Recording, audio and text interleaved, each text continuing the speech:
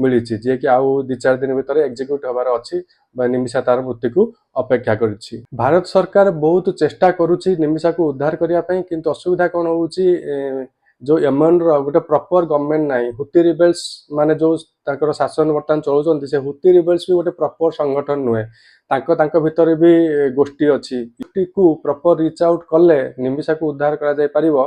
सेठी गोटे नियम अछि जे किछि टंका देले से परिवार को जदि किछि टंका दे से परिवार जे चाहिबो ताले से क्षमा कर दे परिबो, ताको ब्लड मनी बोली कहा जाय। तो वर्तमान इंडिया गवर्नमेंट चेष्टा करुछि जे काहाकू टंका देले निमिषा को क्षमा मिल पारिबो आ ताको उद्धार करा जाय पारिबो, किंतु असुविधा होछि कि जेहेतु प्रॉपर चैनल नाही तो सेथि पई एटा मध्ये बहुत डिफिकल्ट मते लागुनी निमिषा को भारत सरकार बंचई पारिबो बा बहुत किछि करि पारिबो। किंतु भगवान को पाखे प्रार्थना जदि बंचई पारे ताले भलो हबो।